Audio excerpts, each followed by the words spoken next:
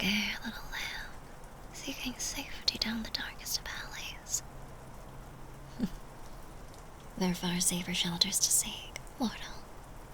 You, I think, could have just chosen the worst one possible. Or at any other night. Fortunately for you, it is not. I have already fed this evening. Instead of hunger rushing through me, I instead find curiosity. Your body is shaking and trembling. You must be exhausted after all that running. But what, pray tell, were you running from? Certainly not I, for it was said running that gained my attention in the first place. It must be something terrifying. I see. And if you know what it is that pursues you, you are well aware of what I am. Yes. And as a result, the danger that you're in. You mortals grow more knowledgeable by the day. But it appears that you're quite right, my breathless friend. I am the ones chasing you, now merely watching from the rooftops above, are all creatures of the night. Vampire, kindred, descendants of the god of blood. But we are not, all of us, cut from the same cloth. You see, the two that decided you would be their feast this evening, you've made a most grievous error following you here. For this is neither their territory nor their hunting grounds. This lovely little district you ran to is in fact my mistress's, which by extension means that it is mine. Your pursuers are violating several agreements between the vampire houses by following you here, my sweaty little friend. Once a human enters the domain of a vampire lord, they can only be fed upon with permission from said lord, which has most certainly not been given in your case, I would know. But understand this. I do not care if you live or die, my delicious friend, despite your not unpleasant appearance. But I do care when such ancient rules are violated, which means you now find yourself under my protection. I doubt that is what you thought would happen when you came down here, but sometimes things work out, darling. Stay behind me. This won't take long. To my foolish undead observers, this mortal is now under the protection of House Dumont. You thought you could enter our territory without us knowing. You cannot. Any further attempts upon their life would mean the end of yours. So leave now. And it will be as if this incident never happened. Stay, and regret that decision for the rest of eternity. See how they scamper away, mortal? Actually, you probably can't, can you? Human eyes are so weak, after all. I doubt you can make out more than a shimmer in the shadows. But rest assured, they've left. They will pursue you no longer, or suffer my house's wrath. Even if they had chosen to ignore my warnings and attacked, you still would have been safe. Those are young vampires, very young and stupid if they dared enter a rival house's domain. It's just strange. My powers far outweigh theirs. I wonder why they were so obsessed with you.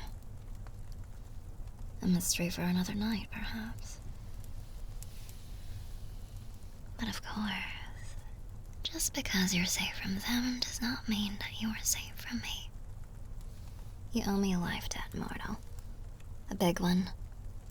For despite my abilities, my experience, there was still some risk in confronting those two. And an immortal's life means so much more than one as brief as the flame of a candle. According to vampiric law, I can do anything I want to. My options are limitless. So what to do?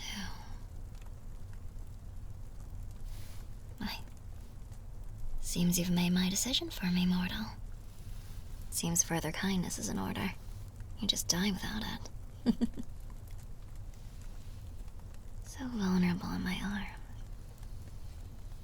One forgets how weak a person's constitution can be when time's ravages still affect them. Look at you shaking. Is it fear? Exhaustion? The stress of your pursuers finally catching up to you? Or something else entirely? It matters not. I've made my decision. Let yourself drift, mortal. Let the darkness take you. And when you awaken, it shall be in a location more pleasant than here.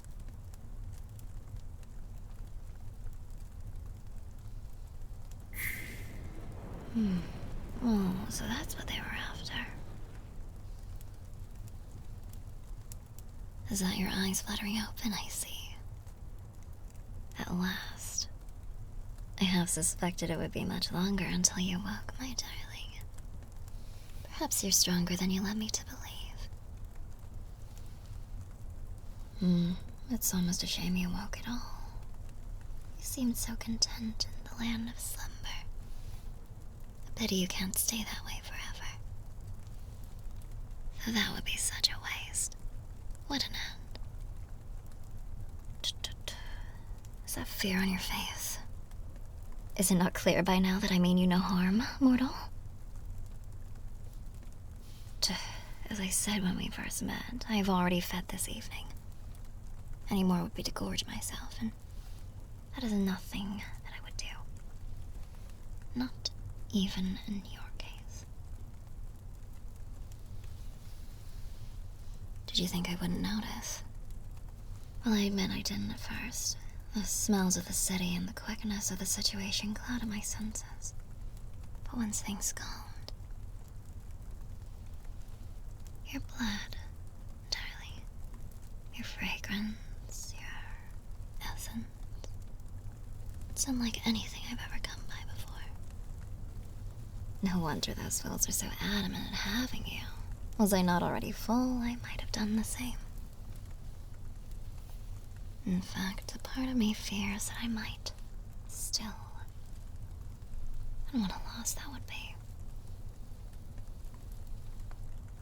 It's hard to put into words, but there is a radiance to your scent, my darling. A deliciousness that sets fire to the hunger within me, even though it's been sated. It makes me eager to consume every last bit. But as I said, I've fed, so you're safe. At least until my mistress returns. I'm but a servant, you see, what my lady calls a maid. And while it is true that my duties involve tending to the home you're currently inside, they do extend further than any human companion. She trusts me to tend to her territory, you see. The part of the city that we're now in, this entire district is in her control. A great question. That means she has laid claim to all of its occupants, both living and not. They all fall under her jurisdiction thanks to her heritage. And while she is away, they also fall under mine. I'm the only one she could trust under such a task. Not because I am unfailingly loyal, no vampire is, but because I am unfailingly competent in every task that she has given me in our centuries together. And that is why those vampires fled when they saw me, my darling. They knew the things that I could do.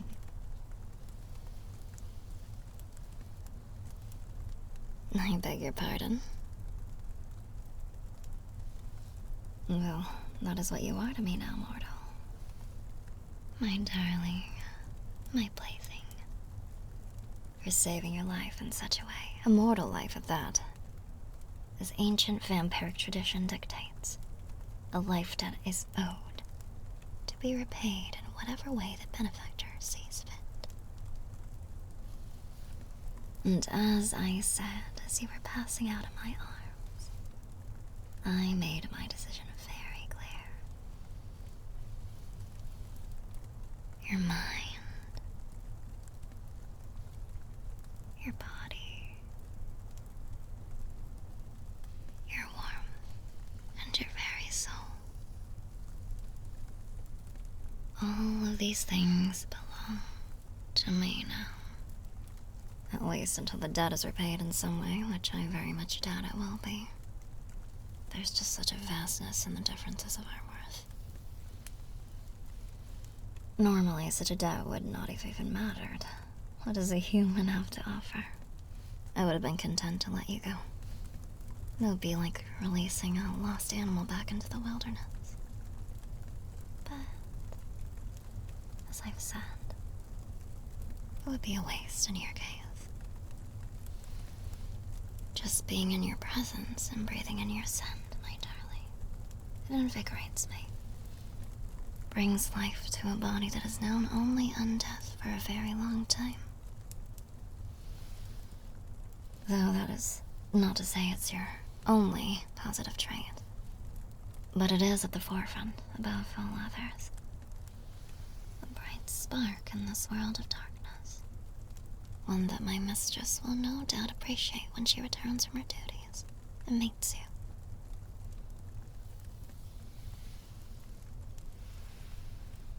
Panicking? Why fret, darling? Have I not been very clear? Do you not see the boon that this is? No harm shall befall you while you're under my care or my lady's. There'd be no need for worry or concern. Besides, you shall want for nothing, thanks to the sheer size of our riches. And even if you have realized and still refuse this glory, it's not as if you have a choice. You're mine now. Can you even comprehend how powerful I am compared to you? The difference in scale. It's like an ocean, darling. Those vampires you fled from, they were but ants to be crushed beneath my feet. And they were by far your superiors. Imagine what that makes you. I must be oh so gentle not to accidentally break you. There's nowhere to run, nowhere to hide. Nothing to really do but sit back and appreciate what fate has in store for you. But perhaps there is a reason for you to frown. I do not believe I have been as clear as I intended. When I refer to my mistress, I promise she will view you the same way I do. We are alike, you understand. She's the one who freed me from the chains of life, who taught me everything I know and gifted her philosophy to me. She will see what I had in mind when I brought you here. You will not be killed, turned, fed upon, if that's what had you worried. No fangs shall pierce your neck. Not a single drop of yours shall be drunk. Even if we greatly desire to. I, are not like those young bloods in the alley. They saw a miracle like yourself and instantly thought to waste it. To feast upon it so quickly and cruelly that they would have forgotten the taste in mere moments. But we are not like them. A gift as rare and good and radiant as yourself is not something to be chewed up and forgotten. It is to be felt, experienced, lived. And I do wish to experience you, my darling. I know, on the surface, I may not seem very different from the ones you ran from. But I am. hunger gnaws at me in your presence, even after I quenched it. It is a ravenous beast that would destroy everything if it could. But you're still here, are you not? Still breathing. I'm not a slave to the hunger, my darling. It is a slave to me. A chained beast within my body that I can use whenever I see fit. And while that might not always be so, I promise that it is. That while you are under my care, and you're loyal, that mistress and I will do everything in our power to fulfill every single need that you might have. Whether that's something as simple as food, money, or even something more carnal.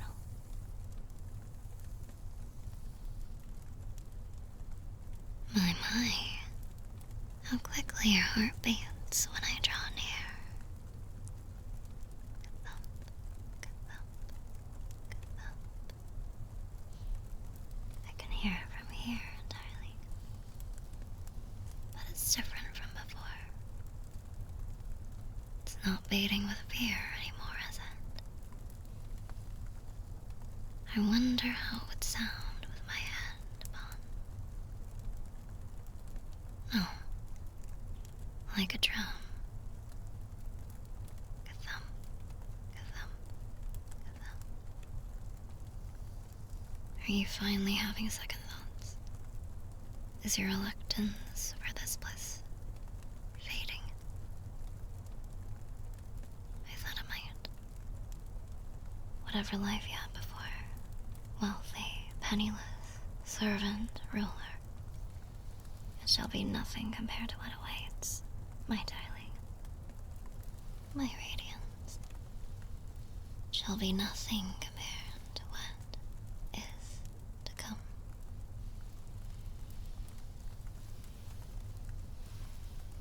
It lightens my chest. Ignore the coldness of my skin. Instead, focus on what lies beneath. Here is where my heart once was, darling. Long has it been dead. Yet somehow in your presence, it pulses once more. Your scent, your demeanor, everything about you ignites me. Can you see that I have said nothing but the truth? That though I wear the same form as the monsters that pursued you, I am, in fact, so much more.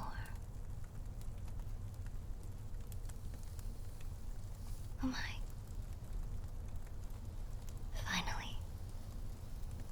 Finally you accept fate, darling. You accept that you are not only mine, but my lady's as well. You deserve better than whatever you once had. That you deserve not only whatever comforts and material possessions you desire, but the greatest gift a vampire can offer. Love.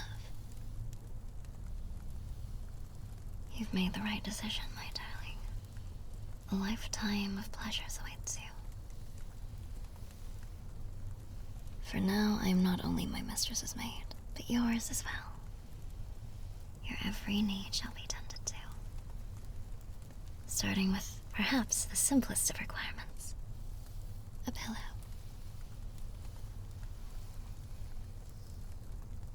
Your eyes are falling, my darling. It is as if great weights lie upon them. And I'm not surprised. A lot has happened, hasn't it? Do not fight to sleep or fear the darkness. I will bear its burden for you. Rest your head upon my soft lap. Relax against my wall of flesh. No nightmares or demons of darkness will trouble you. Not with me keeping